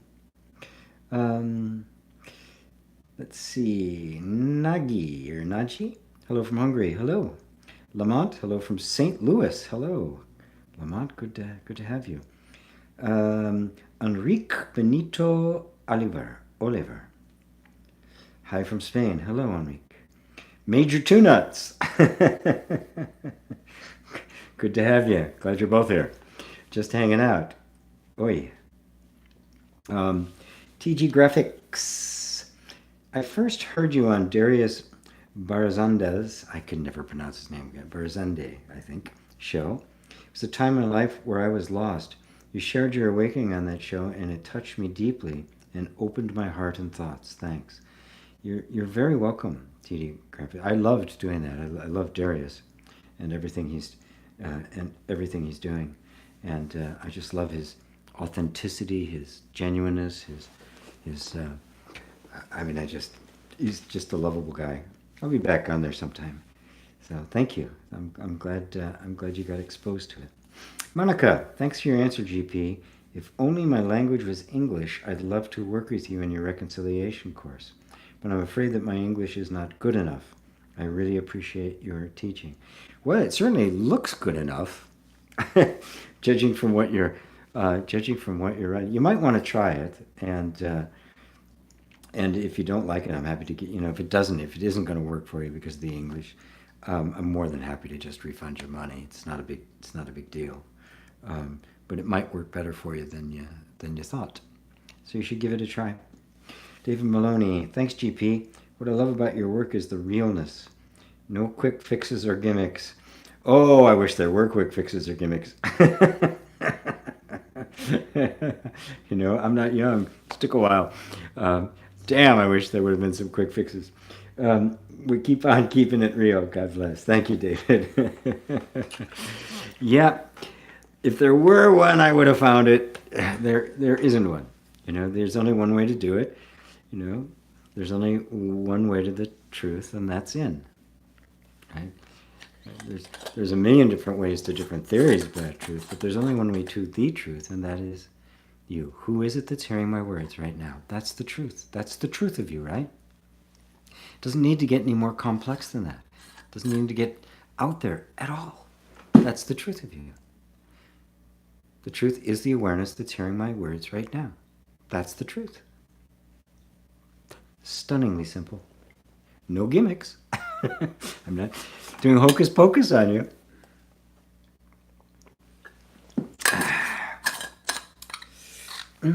Okay, let's see. Sue McIntosh. GP, you are best explaining this awakening. I know Mooji is your teacher. Who else would you recommend to listen to? Love, Sue from South Africa. Well, the ones I always recommend: Mooji, Ajay Shanti, Rupert Spira, Francis Lucille, and me. That's kind of the crowd that have consistently have really been consistent that I've seen. Really consistent messages with my own, consistent in their gentleness, their capacity to go all the way to the stratosphere and the pure non-dual inquiry, but are quite capable of coming down and meeting somebody on a very emotional level. So those are the five, the high five, I guess, that I recommend. Eckhart Tolle as well. Yeah, Eckhart Tolle would be six. Yeah, I would include him in that category. So there may be some others. There are more popping up on the scene. I heard Fred Davis recently, who I really liked. I'm not ready to recommend him at the same level that I do the others. I need to have a little bit more exposure, but I do love his clarity, his humor, his southern drawl. he's a very interesting character.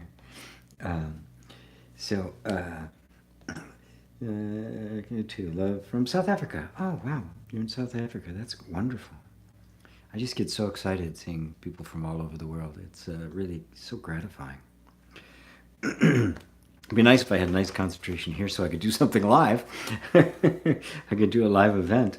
But I'm so grateful that I have people from all over the world, but I've got like one or two everywhere, right? I need a chunk of people. Elsa G. Oh, okay. So focus is what creates. And it really doesn't matter what thoughts or emotions I have as long as I am focused on it. Yes, if your intention is to create, manifest something consciously or intentionally, you focus on what it is that you want to make it manifest. Right? That's what kind of pulls it out of the vortex, as Abraham would say, or out of the shunyata, the emptiness. What actually gives it life is our attention to it. But our attention is very diffused and unfocused, and we find ourselves being distracted by this, distracted by that. Oh, I've got these bad thoughts. And yeah, when you begin to picture something you desire, right? Boy, it's a big subject. First off, even the desire to create something you didn't create, it arose. This is the universe wanting to create. Nothing is personal. There's no person. Every experience is a cosmic event. Every thought, every emotion, every sensation, every desire that arises is a cosmic event. It is life's desire. It is not a personal possession. And it is being perceived by awareness. And awareness is simply quite okay with the arising of desire and its fulfillment. It's the sense of the person which grabs a hold of it personally and tries to turn it into something that it isn't. So every desire that arises is naturally arising. When it arises, it is of course going to run into the various conditioned patterns of the energy system, the conditioning of the person, which says, oh, I really want that, and starts getting very attached to it. Also wants to commandeer it, wants to turn it into a personal possession. Oh, it's my success, my thing, my life that I want to have. So just notice that. You step back into that position that, yes, this desire has arisen. Yeah, I do really want that. That is, the universe wants this. Right? It's simply come to me. I didn't invent it. I didn't create it. Right? And you can verify that you didn't create it because you can go to the first moment that appeared and you didn't create it. It just spontaneously appeared, didn't it? That's everybody's experience. You weren't sitting there going, I think I'm going to make something, right? Because the idea would already be there then. Oh, yeah, I'm going to do that. It all arises quite spontaneously. But everything that arises runs into the conditioned patterns that react to it. So the desire arises, there can be a sense of wanting to attach to it. There can be a sense of resistance. There can be a sense of this isn't right, I shouldn't have that. You step back into this position and you let the entire thing play itself out. You become what I call the peacemaker. This place where you simply recognize the desire has arisen. You let go of any personal attachment of whether it has to be fulfilled or not. Let go of the idea that I'm not going to be happy unless I have it, which is complete nonsense. Right? Happiness is what creates it. It is not what it delivers. It is what it manifests. And then you just let all the resistance, all of the old patterns of habits of thought that say you shouldn't have that or it's not right or anything. And little by little, you'll dismantle the sense of the person so that it becomes for you an ongoing cosmic event, which means it's not personal. It may fulfill itself. It may not. Your happiness doesn't depend on it. And now you're just kind of like watching a child be born. A wonderful child. You have no idea what it is, where it's going to go, what it's going to become, what it's going to develop into, what its life cycle is going to be. It's if you planted a seed and don't even know what plant it is. It's just kind of arising on its own.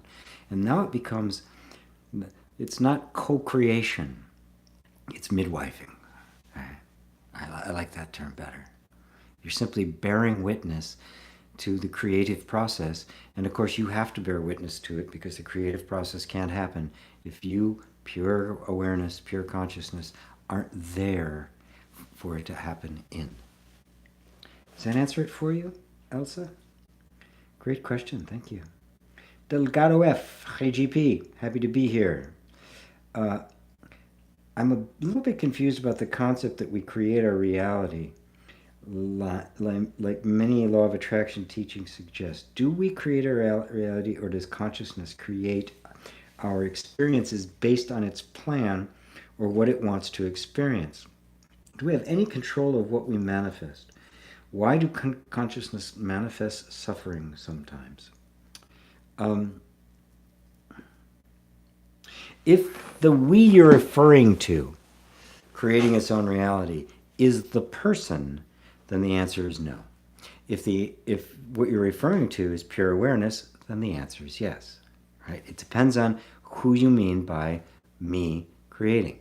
Now, for most people in the law of attraction world, it's not non-dual. So they will say, I am a co-creator. What they're referring to is the image they hold of themselves, which is the person. That's not a creator. A thought does not create, right? Thought cannot think itself. It's not sentient. It's just a thing. I mean, what the heck is it, right? So the self-image can't create anything. The self-image takes credit for what is naturally being created. But now the act of creation, like I said before, and you probably got something out I said to Elsa, the act of creation is always the start. It starts with a desire. A desire arises. Now look, is it personal? Did you create that desire? No, you didn't. It simply arose. So you just give it space. That desire, by its very nature, we call it desire. It's actually the energy of creation, and it is arising spontaneously out of consciousness. Consciousness is aware of it. Boom. Where did it come from? Consciousness. But don't think of consciousness as a person or pure awareness as someone that is creating, right? As an act of will, right? I think I'm going to create this. That's like, there's the idea of it, and then the substance matter that God then decides what he's going to make. The actual appearing of the idea itself is the creation. Because they're not two. There's not the thought of thing and then a thing out there. They're one. Law of attraction, thoughts are things. That's actually true. So let go of all your ideas about the way things should be. That's what got the law of attraction stuck. It could have actually developed beautifully into the law of reflection and actually non-dual insights, but it got stuck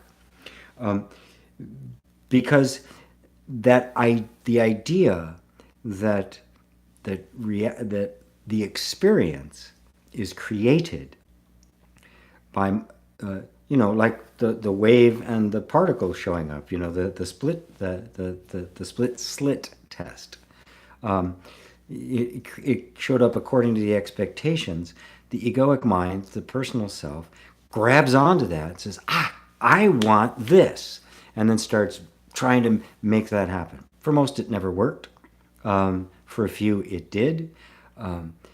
Unfortunately, for those that it did, they're actually in worse shape. They had a different level. There are some people who got incredibly good at manifesting anything they wanted whenever they wanted to, and they fell asleep there.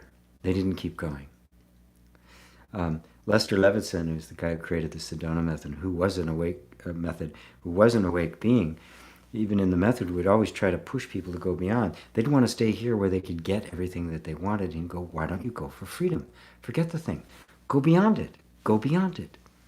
Because he was one of those people who could manifest anything whenever. Just think about it and it would happen. But he didn't get stuck there. He kept going. Right?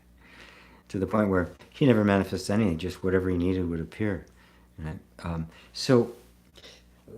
Did I answer that thoroughly or not? We don't create reality. Reality is truth. It is constant. It cannot be created or destroyed. It is what is, right? But what is gives rise to what appears. What appears is always a manifestation of what is. So you could say that it is, right? It is shining by reflected light.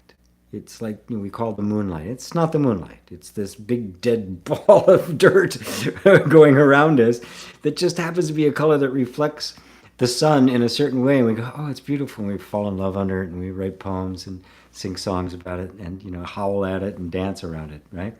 When in fact, there's no moonlight. There's only sunlight reflected off the moon.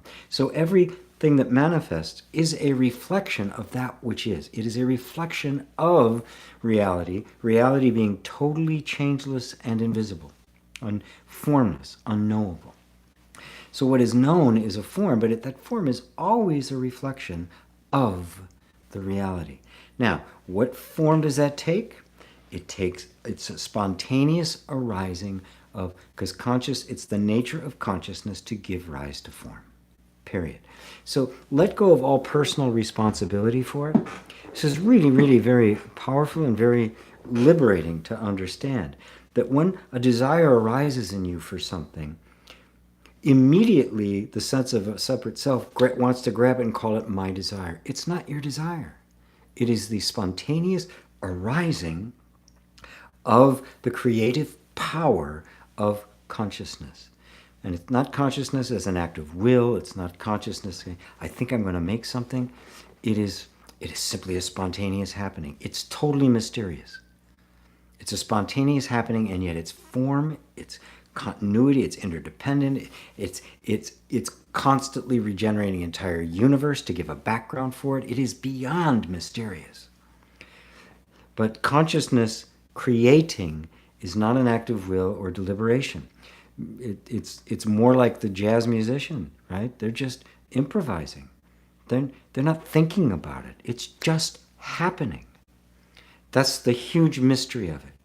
Consciousness being one, therefore internally indivisible and unified and singular. Everything that arises reflects the oneness, the beingness, the integratedness, the wholeness. Everything reflects that. But there's no limit on the number of quality and quantity and characteristics of the form that it can take, because there are no limits on consciousness, because it is formless. So the form reflects the consciousness, but does not contain it, does not limit it. And so consciousness cannot be defined. That's why we call it empty. But it is always consciousness that is creating. It's never a personal possession. And to really see that, you just completely let go. And the most wonderful thing happens when you let go of attachment to your desires. You become happy. Happiness becomes unconditional and simply content. Life is just happening the way it does. And I'm totally okay with it. Thanks for everything. I have no complaints whatsoever. Thanks for that question, Delgado. It's a great question. Elsa G. Lost you again. Where'd you go? Thank you for answering your questions. You're great. And by the way, I like your background. Is that a bunny sitting beside the Buddha? Somebody finally noticed my little bunny. Yes, it's a bunny. It's a gift. It's a gift somebody gave to me. Somebody's very precious to me, gave me that gift. And my granddaughter and I have worked out a deal that she can play with it, but it has to come back to my altar. And then sometimes she leaves. The other side of the room, there's a whole bunch of other stuffed animals lined up for my granddaughter, and we got a little bargain. I play with her, she plays with mine. But yes, it was a gift from somebody very special, and so I keep it on my altar with all my sacred things.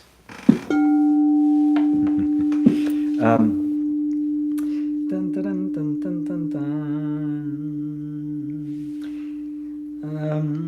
Is there a good metaphor? Delgado continues. Oh, why does consciousness manifest suffering sometimes? Ooh, that's kind of the question of the ages. Consciousness is not giving rise to suffering. Suffering happens when the sense of a separate self attempts to project personhood onto that which belongs to the universe. And therefore, the sense of a person, I want this to happen, a desire arises, and the desire is a cosmic event. It's heading off this way, and it's going to head off that way. That's its destiny. But I'm here as the person, I want it to go over here, so I keep trying to grab it and pull it back, and it doesn't go. That's suffering. That's it. That's all there is to it. No person, no suffering. Right? So consciousness, in a sense, is giving rise to suffering until it sees through the illusion of the person. Then there's no more suffering. So suffering is a mistake. It has a beginning and an end, thank God. The eternal Ananda does not. It's the background against even which the sense of suffering is seen. But the sense of suffering is only sustained as long as there is the sense of a sufferer. And that's the sense of a separate self. Remember, the sense of something is not the reality. It's just an experience that we have projected entity on where there is no entity. Is there a good metaphor that could help us understand how consciousness manifests our body and how our body-mind creates the illusion of a world made out of matter and other people? Thank you. Is there a good metaphor? The dream is a great metaphor, right? Your dreams arise spontaneously. You don't plan them, you don't create them, you don't outline them. Interestingly enough, during a dream, you also don't argue when they just change suddenly. You know, when that house morphs into a cat, you don't think anything of it. You don't have the same kind of rules you're imposing on it, the same kind of expectations. There's very little resistance in a dream. With the resistance gone, that's why the dreams are so, they can just fly off in any direction. There's nothing containing them. So it is a beautiful metaphor for the waking state, which believes itself. The only difference between the dream state and the waking state is in the dream state, it all seems real, but when you wake up into the waking state, you realize it was totally subjective. It happened completely within the mind. When you wake up spiritually, you see that the waking state is no different. It is simply everything is playing out within the mind, right? But that mind that it's playing out with is not limited. It's not stuck in your head. So it's not like it's playing out in your mind and in somebody else's mind, all the different minds. There's only one. There's only one, right? So that's the one playing out everywhere. It's hard to, I know it's kind of hard to grasp, but that's what happens.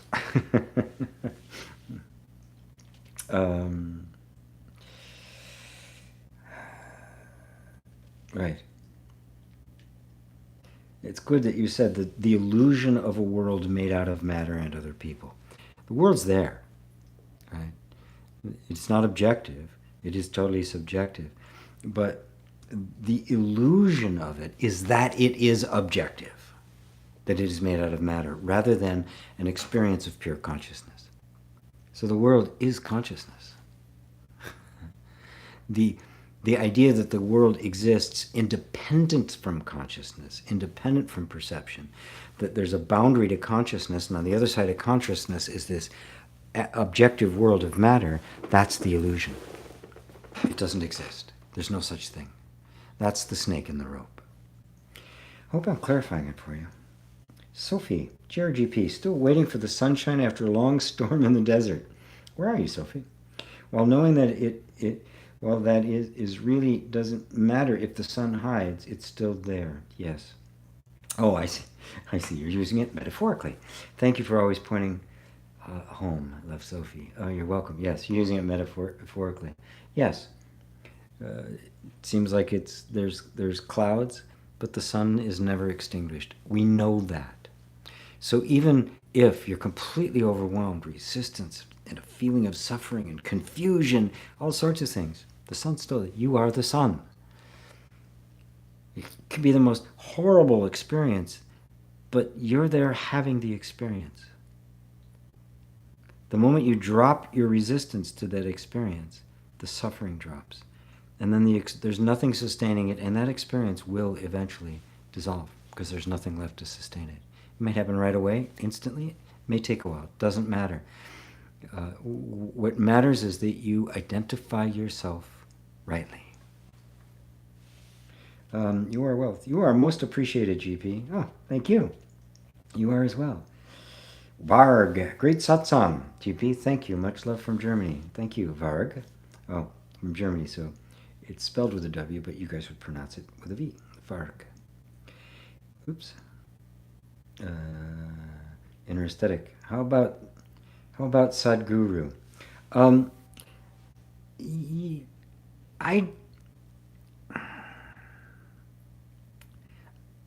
don't find him that attractive to me. He hasn't won me over to the point where I put him in that same category. I know he's genuine. I know a lot of what he teaches is that he doesn't seem to focus a lot on the non-dual part. I mean, I love his organization. He's got an organization that's, literally collects donations and spends millions of dollars on water treatment plants and schools and all sorts of great. I mean, his charitable organization is stellar. So no, I don't quite recommend him yet. Yeah. So thanks for asking. Robert Hill, thanks, G. I'm from Croatia, by the way. Oh, wow, beautiful. I plan to buy the reconciliation course. Thank you for being you and for helping so many people. You're very, very welcome.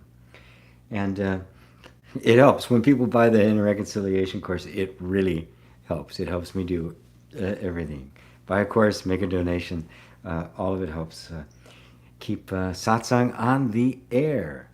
Speaking of donations, let me remind you once again that I'm doing the class Oneness, a journey to the great heart of spirituality. It all started with the insight into not just we are one, but I am that one. And I'm going to be going into it in a 2-hour workshop on Thursday, completely by donation. Just donate what you can. I make a recommended donation of $50. If you can give more, wonderful. I've had a couple that have. If you can't give that much, no problem. If you really can't give anything, just let me know. I never turn anyone away. But those who can afford more, please do. It helps me, bring in more people who can't. So gpwalsh.com/1. There's actually a link to it. I'll put a link to it on after the live is over. I'll put a link down below. Actually, if somebody could type into the chat right now, just http://gpwalsh.com/1, and there'll be a link in the chat that everybody can look at. Again, it's by donation. And I decided I was going to try doing it that way. I've been selling the courses. The marketing people say 47 or 97 or 147 or something like that. And I just, I guess got so tired of the marketing, I said, screw it. And I said, it's by donation. And I've actually probably had more come in than I did when I was just charging the class. So I like it. I'm gonna do it this way. I'm gonna try it again because it's very, very, very, very helpful. And I like that idea of whatever your love offering is, whatever you can afford. So wonderful. Thanks. Thanks for that. You'll love inner reconciliation. It was many decades coming, and I pretty much cover everything that I cover about all the teachings I have outside of the strictly non-dual.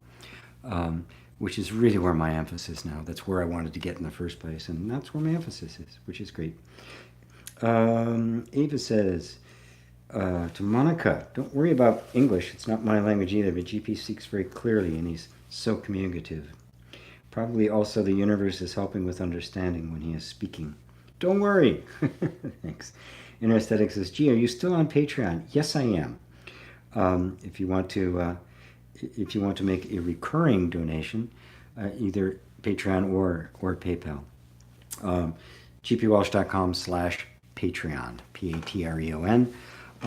Just gpwalsh.com/donate will take you to the PayPal, which you can do either or. And if you donate on Patreon, I'll also get you into the class.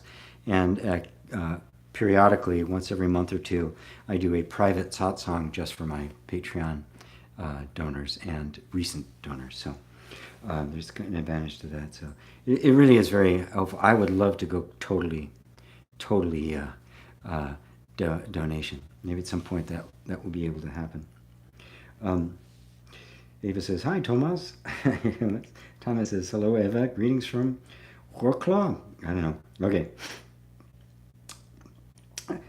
Monica, thanks. Greetings from Italy. Oh, Monica's in Italy. Wonderful. Tabby says, if the desire to kill someone appears, does it come from consciousness? I guess no. Egoic desires also come. What do you mean by no self? Does this imply self-denial? Okay. Okay. What I would say, Tabby, is, and the reason I'm not going to answer this one is directly is because, do you have thoughts of wanting to kill somebody arise? I mean, everybody at some point, God damn it, I want to stick him in a blender, right? Right. And I tend to want to deal with what people are actually experiencing rather than theoretical things, and try to, define it in terms of consciousness. If you actually have the experience, we have some place we can put a stake in the ground and look at it and see where it's coming from. When you are identified as a person, there's going to a separate self. There's going to be an antagonism with other selves. There's going to be a sense of my survival depends upon, they've got to behave the way I want them to behave. I've got to subordinate them, even war. So the war appears to be justified to the separate self, and that's the best I can really say about it. So when I say, what do you mean by no self? Well, I can also say the self. The self is awareness. When you say no self, what I'm saying is that the body does not have a self in it, right? Just the way you could look at a robot and say there's no self in it. It's just a functioning going on. That's what Buddha meant when he started saying that there was no self. It means that there's no inherent truth, no inherent identity or meaning or purpose in any form, including teachings. No object has inherent meaning, right? Right. To somebody who just went, hey, what's the bunny? It means nothing, but to me it has meaning, right? So if the meaning the bunny had was in the bunny, right, everybody would have the same experience of it, but we don't. Something means nothing, so it's nothing has inherent meaning. Meaning is always in the perceiver of it. Therefore, the object is empty of meaning. It has no self. It has no self-existent meaning. Right? So the body has no self-existent person. It is simply a functioning. That which is self-existent is pure awareness. Now, if you understand that when you're referring to that, you're referring to the infinite self, the one I, now the self is okay. Using that word self is okay. So no self appears to get us closer. Whereas the teaching, and in the traditional Advaita teachings coming out of India, we talked about the self. Ramana Maharshi referred to the self. Buddha decided not to use that term, but use no self, because whenever you'd say the self, people immediately began to think about the person, the sense they were holding of themselves, the sense of personal identity, right? And he wanted to make it clear that that was not it, so he said no self. I'm sure there's some others he said refer to the self, the Buddha self, the Tathagata, the one who's gone, gone completely beyond. So I'm speeding up a little bit here because I am running out of time.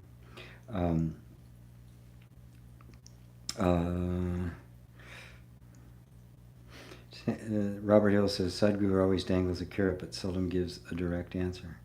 Well, not necessarily a bad thing. Everything is perception, sir. You are dependent on your sense for getting information. I'm not sure I understand the question, Tabby. You are dependent on your senses for getting information? No. The information is always coming from you. The object is there. It's an experience. It's an object of thought, an object of experience, an object of consciousness. But then everything about it, its identity, its meaning, its purpose, everything is projected on it. So nothing has inherent existence. Just ponder that deeply. Don't let any more questions arise. Just ponder that. Ponder that sense of inherent meaning and existence. Does the meaning of something exist in the thing, or does it exist in me, the perceiver of it? Just like the color of this. Does it exist in the object, or does it exist in the light that the object is reflecting? Color is in the light, not in the object. Meaning is in the perceiver, not in the perceived. So the thing itself it is empty of meaning. It is empty of inherent selfhood. It's the best I can do to explain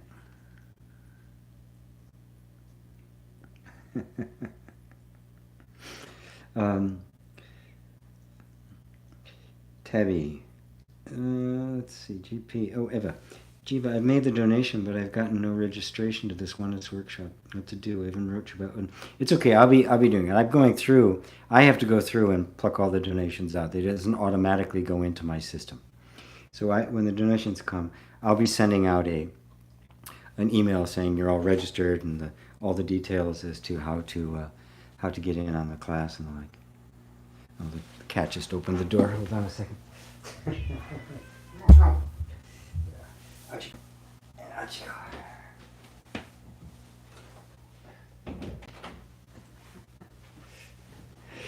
Can't leave the, oops, very loud. Can't leave the door open or wake up my granddaughter's nap time. So yeah, that'll be all be taken care of. I'll be doing that in the next day or two. Let's see. Who is G? Sunil says, I find it much better to see that I am corrupted by small self and see its vanity and self-centeredness. I cannot save myself as that, so it's given up through faith, saving grace of God. Oh, I like that. Yes. Yeah, very good. Very good. Somebody else says, who is G? And I'm going to ponder that with them. Yeah, okay. H-roll. Do you have a cat? My favorite pet. Well, I have a cat. I've been staying with my son, and they have 2 cats and a dog. So, can you speak about being addicted to listening to non-duality talks?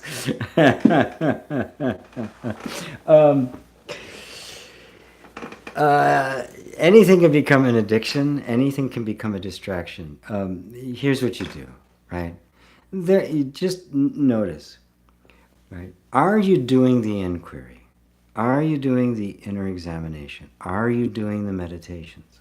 If you find yourself in like a meditation getting really anxious and nervous, and that's the fire alarm, the battery must be dying, and want to get distracted, I'm going to watch a non-duality talk, stop.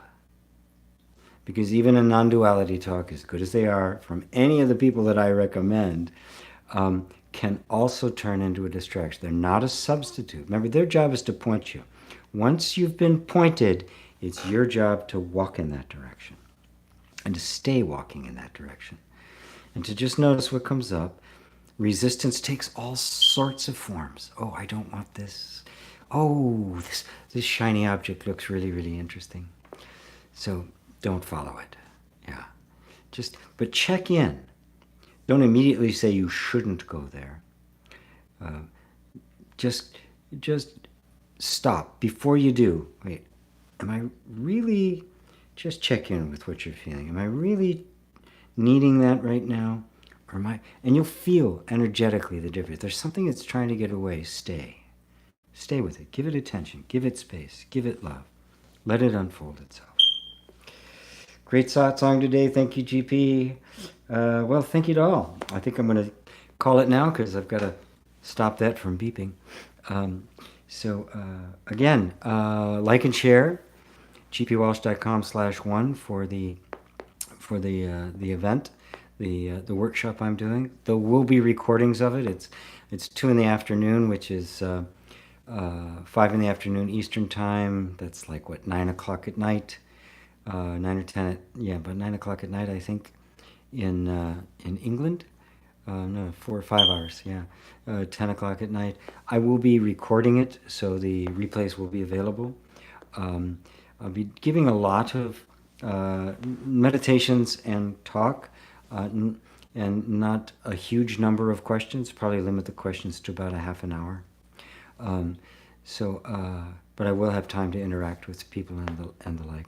So by all means, please join me. There'll be a link.